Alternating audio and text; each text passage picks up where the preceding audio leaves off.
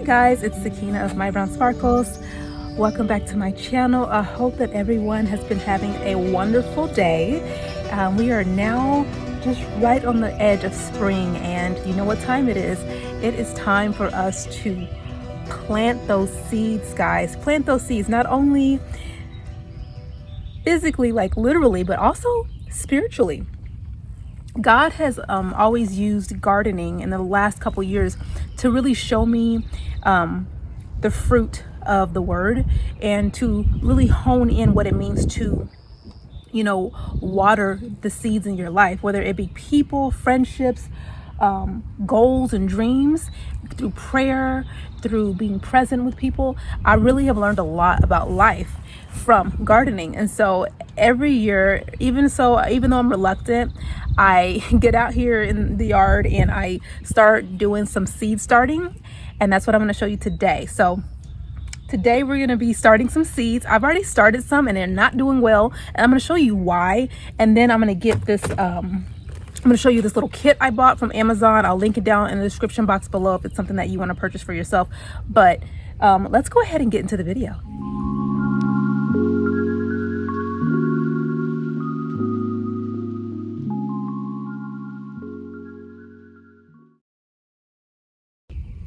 All right, so let me go ahead and show you what I have set up here already. This is a box. It's holding, I had these extra peat moss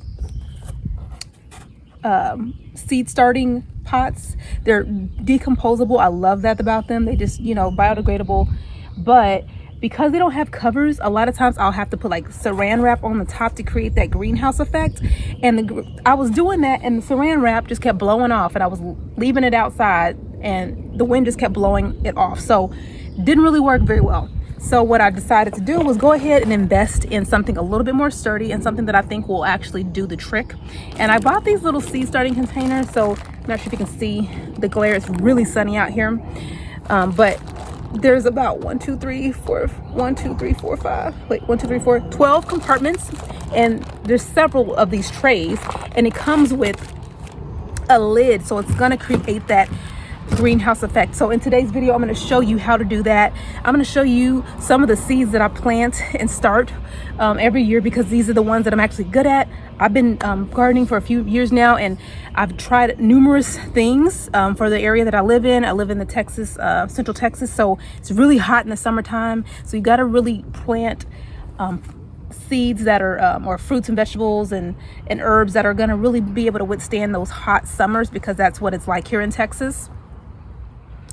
And I've been really lucky with a few things, and I just kind of do that over and over again because I'm good at it. And then every now and then I'll toss in a couple other ones, or I'll try older seeds that just never worked to begin with. So that's what we're going to be doing today. So come along and I'm going to show you how to easily start some seeds to plant in your garden. So some of you might be wondering, why gardening, Sakina? I'm an earth lover, earth sign. My fellow Christians don't hate me. I used to be in the world and I used to believe in zodiacs, but I am an earth sign, and it's true. But I love the earth. I love food. I studied nutrition, so I'm a nutritionist. I have a bachelor's degree in nutrition, and I'm very much so about knowing where your food is coming from, eating as little processed food as possible. And the best way to do that is homesteading and learning where your food comes from and growing it from scratch. Now, I do realize it's not necessarily sustainable to grow your own food in all areas. So that's why I give myself some grace and I focus on what I can do and the things that I'm good at. So that's what we're going to be doing today. So I have my seed starting kit here. It's a nice size kit. I think it was less than $10. I was really debating this year if I should get a greenhouse, because they have these really inexpensive greenhouses that you can purchase. But the area where I have my garden set up is surrounding these two trees, and I don't think the greenhouse would be fit in this area because there's two trees in the middle of the garden. So that won't work. So this is what the tray looks like, and it looks like it's pretty deep. It looks like it's about 2.5 inches deep, maybe there. And it comes with 5 trays. And each tray comes with a lid. So it has a lid. Oh, I didn't even know it came with this. This is perfect. It comes with the picks where you can write the name of the plant or the seed that you have. I didn't know that it had that. I thought I was gonna have to write it on the plastic, but this is so convenient. And then on top of the lid here is, you put this little thingamabob, I don't know what it's called, but you put this in here, and this is allows you to use it to allow air in or trap air so that you can get that greenhouse effect. And that's what really gets seeds started really quickly. Another way or method that I learned a long time ago was you could take a paper towel, and that's what this is. You can take a paper towel and wet it and put like scatter some seeds on the paper towel and fold it over, put it in a plastic bag, and literally those seeds will sprout overnight. It's such an easy trick. But I didn't want to go that method because I would rather have these seeds in a lump of dirt that I can take out and just insert into my garden very, very easily, as opposed to trying to be super delicate with them and rip them from the paper towel, which is what happens when you use the paper towel method. So that's why I'm doing this here. And I like the plastic bins because you can also leave them in the garden. I'm gonna put the seeds in here. We're gonna seed these, and then we're gonna put them in the garden. So this is what the bottom of it looks like. So when you put it all together, it's gonna look like this. You're gonna have the base where the water can drain, because there's drainage holes on the bottom already in there. Put that in there, put the lid on top, and then you have these mini little seed starting kits set up. And after I start the seeds, I'm going to show y'all what it looks like when they start to actually sprout. So something y'all didn't see, this is all my assorted seeds. I have so many. I have some from weddings, like wedding gifts, and they're probably all expired, but sometimes I'll try to see if those seeds will actually sprout. I'm not, you know, I just like to test it out and see if it'll actually work. I actually purchased new seeds for the tomatoes, the lettuce, and dill. I got dill, that's a new one for me. And these are all brand new seeds, so these are not from last year. These are new seeds, so they should work. And I do really well with basil. The basil just always grows and it takes off, and it's just so good and it smells so amazing. Tomatoes actually grow really well too. Depending on the weather, I might get fruit or not. That's the tricky thing with tomatoes. Tomato plants always grow. I get them to get tall, but do they actually produce tomatoes? One year they did, one year they didn't. So that's the challenge there. Lettuce does well sometimes. Never planted dill, but I really like dill. Like, I love it. So I want some so that I can actually use it in my cooking recipes and in the kitchen. And then I usually do okra, but okra takes up so much space and it requires so much water. And I don't think I'm a low maintenance gardener. I like plants that y'all better figure it out kind of thing, like survival of the fittest kind of thing. So I'm not doing okra because I don't really want to be watering. The water hose is not close to this area, so I have to carry jugs of water all through the summer heat. It's just not for me. But here we go. I have some Miracle-Gro potting mix over here. You can't really see it. Got my little pick. I don't know what that's called. Digger? Whatever, that's what it's gonna be called today. It's called a digger. And we're gonna go ahead and get started with this. I don't know if I need the gloves actually, so since I have a total of 4 trays, I know for sure I want to get some lettuce, like, because lettuce is something that I would actually eat a lot of and use it a lot. Sometimes these plants, I don't even really use them. I just like to grow them. They're just a lot of fun. It makes me feel like I'm contributing to the earth, you know. So I'm just gonna fill these up with this Miracle-Gro mix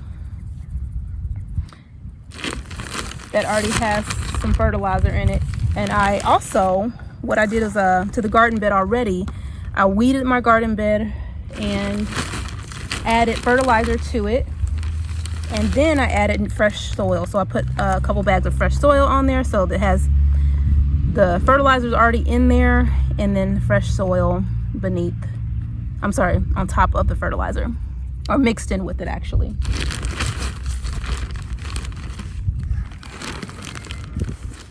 All right, so this is what it looks like when it's all done. I'm just gonna topple some of that out of there just so that it's not too full. And we're gonna start off with what I know for sure is new and what I know for sure the seeds are actually gonna take. We're gonna do some lettuce, some tomatoes. No, I'm gonna do lettuce and dill together.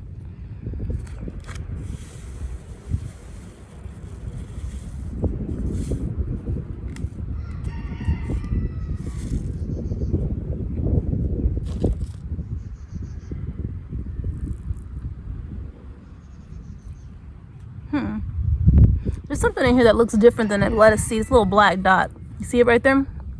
That is not a lettuce seed, but it's in the bag, so I'm gonna plant it and see what happens. I have my little Sharpie here, and this is what I use to start the seeds. It says a 1/4 inch depth, so I'm gonna put,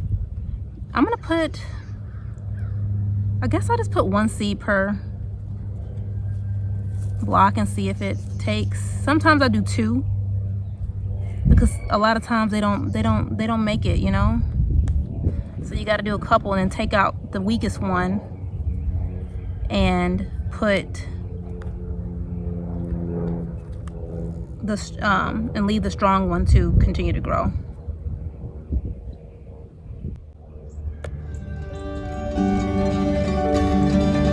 Right now I'm just on 1.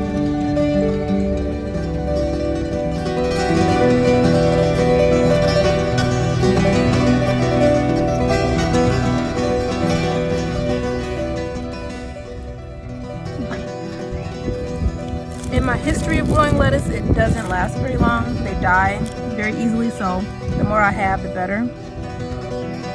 So rather than using one for every little section, I'm just gonna put lettuce here. So when it's all done, this is what it's gonna look like. You'll have your seeds in here and your labels on there. I'm gonna water these before I'm all done so that they have a nice good soaking, and that's what's gonna help get the seeds germinated. And then we'll just wait. A few moments later. All right, so as you can see here, I'm all done. I got all my seeds in my containers. Now the only thing left to do is to water them. Just kind of set them here. I'm gonna leave them here overnight, see how they do. I don't think the bugs will get to them too much. But that's pretty much it. In a second, I'll show you what they look like once the seeds start sprouting, and we can see how they did. Before I move on, I want to show you this real quick. I just noticed this myself. I have had the lid on this one for a little while, and I can already see the condensation building up on the top. It's getting foggy because of the moisture that's already in the dirt plus the heat. So this is already working. If you want to increase that, you just close the little holes on the top and it'll do that even more. So liking that.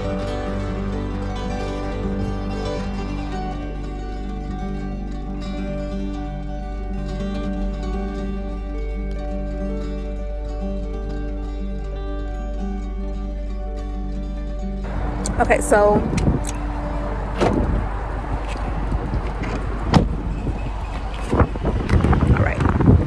a little windy, so I apologize. The sound quality is not that great. I'll try to edit it out. But I bought a blackberry plant from Home Depot a week or so ago, maybe 2 weeks now. And at that time, we were still having some really cold weather. Surprisingly, we were having weather of like 50 degrees or so at nighttime. And they say that you shouldn't have your blackberry plant in temperatures that cold, so I think that I might have killed it because it's not as green as it was before. So I'm gonna come back to Home Depot and buy another one and see if I can get it to start. I love blackberries, especially like wild ones. When I was growing up, we called them dewberries, the wild version, and you can pick them and make dewberry pie. And so I want to plant a blackberry plant, but we'll see if it works out the second time around.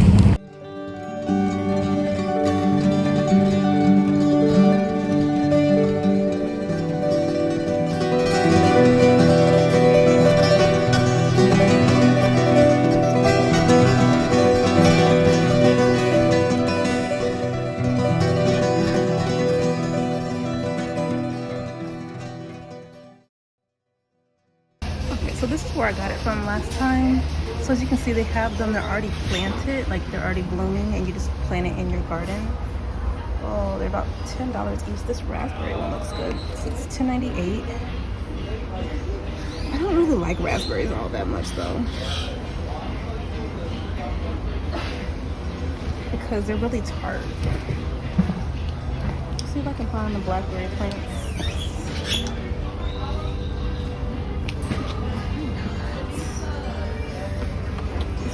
Pretty. $10 for that as well.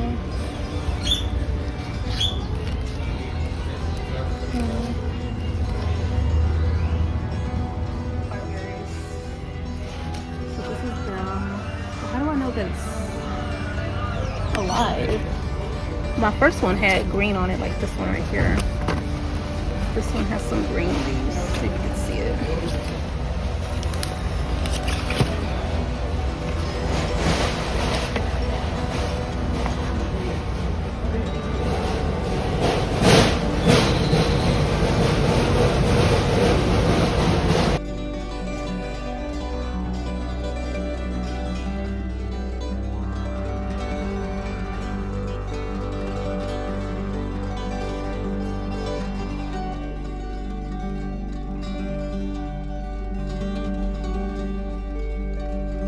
I ended up getting this mix.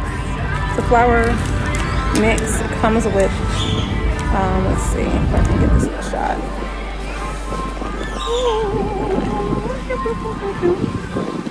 Alright, so it comes with like 4 different types of flowers. It's $5. And then I got some Brussels sprouts because I love Brussels sprouts. And then obviously I got my blackberry plant. I'm gonna plant this as soon as I get home today. A few moments later. Alright, here's a quick update. So I do have the lettuce is finally growing. It took a while. And then I also noticed that my dill sprouted. You can't really see it very well now.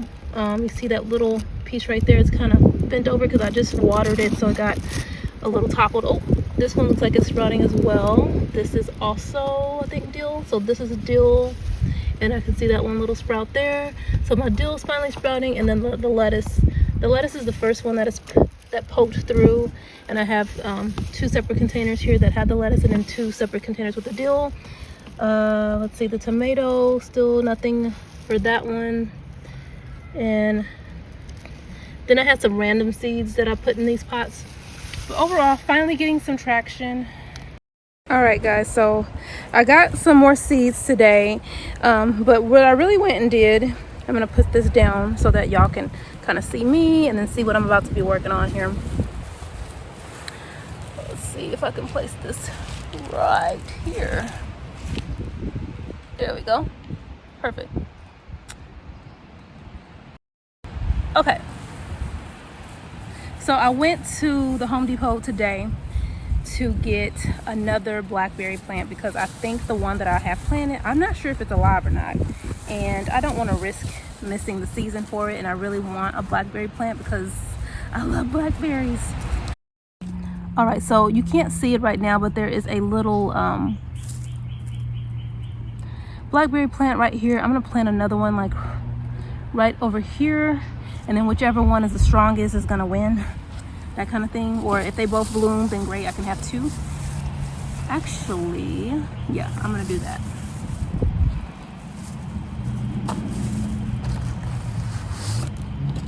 That's the blackberry plant. This one's nice and green and it has leaves on it. The one that I originally bought looks like it's dying.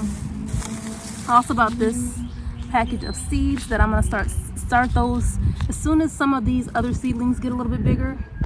And then I also got some Brussels sprouts because I love Brussels sprouts and I think it'd be really cool if I could grow my own. So those are the seeds that I got.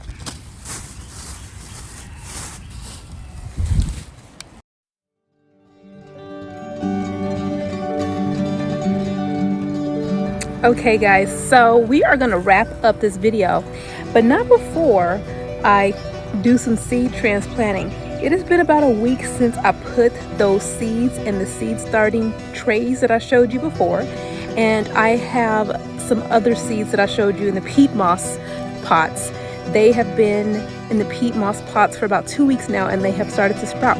I didn't realize it took 2 weeks for that basil and that lettuce to really get going, but that's how long it's taken this time around. But we're gonna go ahead and start transplanting the ones that I feel are ready, and I'm gonna show you the zinnia. Fun fact, the zinnia flower represents friendship. So whenever I plant zinnias, I always think about a friendship in my life that I want to cultivate and to grow and to water. And watching those flowers grow and bloom, I always think in my mind as those flowers bloom, you know, what friendship of mine is taking on a new life with what, you know, and a new level. So that's just a little fun fact about the zinnia flower, but that's what I'm about to show you right now. I normally plant the zinnias around the 3 corners of the garden box, and because I have some other flowers this time around, I think I'm gonna keep the zinnias in one section And I think I'm gonna plant them along the edge of the flower box, just because I want to have separate sections for the rest of the plants. And I just want to show y'all the process of what it looks like for me to take the seedling and transfer it into the garden bed, and that so on and so forth. So I just decided what corner we're gonna put the zinnia flowers in, and I really realized I want to put it in this far corner here, this far upper left corner. And only because every year, whatever I plant over here gets invaded by ants. There's this big, I have this big ceramic pot here that whenever I fill it with fresh soil, the ants get to it and it just ruins whatever is growing in there. So I kind of assume that that's going to happen again. So this corner is going to be dedicated to my zinnias because I don't have time for the ants to be ruining my harvest. So I'm going to put the zinnias where the ants go so that the ants don't get a hold to any edibles. So that's what we're gonna do. Now I have this wire fencing around my garden because there's a lot of stray cats out here, and they tend to like to turn this area into a big old litter box if I'm not careful. So by closing this up, it protects it from the cats. But not only cats, our neighbors have chickens, and those chickens like basil. They love basil, and I learned that the hard way. I had some basil, it was growing so good, and I swear I woke up one morning, the chickens were making a loud ruckus, and I came out and I noticed that they were in the garden, and I freaked out, came out here, and they had chipped away at all the basil, just chipped away at all the basil. And that was the year that I had the hardest time with pests. And I promise you, God was trying to teach me about how to remove pests from your life, meaning people who are damaging your garden, which is your life, your world. That year God was teaching me what it means to really garden and steward your garden well, it was like a metaphor for life. And so I have taken that to heart. I remember that year I had these little weird bugs. I couldn't figure out what they were. I went to garden centers. I was asking all the horticulturists at the garden center, what bug is this? And they could not tell me. They could not tell me because they had never seen the bug. And I was in my garden every day examining all of my little seedlings, and I had tweezers, and I would take those bugs and put them in like water with bleach to kill them.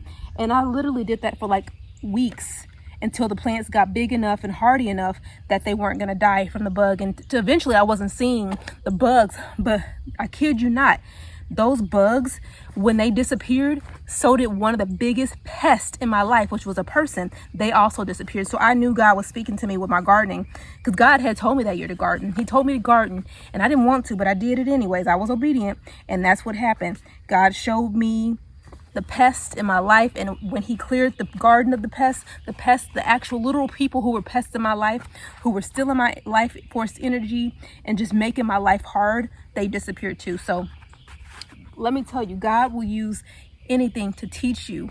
He will use pretty much everything in your life to teach you if you allow him to. All right, so this is our little zinnia seedlings. When they are about this large, they are ready to transplant into the garden. This is about 2 inches, and they usually take off from there. I've never had any issues. I usually let them get about this big, and when I transplant them, they take off with just regular watering and just making sure that the pests are staying away from them. So that's what we're about to do over here in this corner. I keep them about a foot apart because they can grow pretty hardy. This little section here, let's see. Let's start right here because this is right in the camera's eye.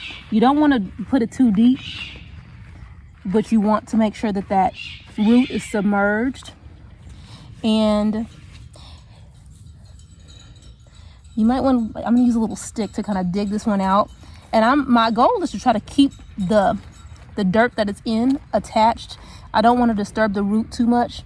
And I just really want to transplant the entire soil blob if I can. So much for having gloves, right? Sometimes it's just easier to do things with my hands. But this is what I really want. Uh-oh, look at that, coming apart. Because right now, the roots aren't really fully formed. You see how long that is though? From the top, it doesn't look like much is happening, but look at that root. That's gotten pretty long already. So I'm gonna go ahead and get this a little bit deeper. And we're gonna go ahead and put that there. And we are going to cover that root up and cover it evenly on all sides there. And that's it. I'm going to repeat this with all 4 of these seedlings. And then as they begin to grow, I'm going to show you how you can trim your zinnias so that they grow multiple flowers per plant.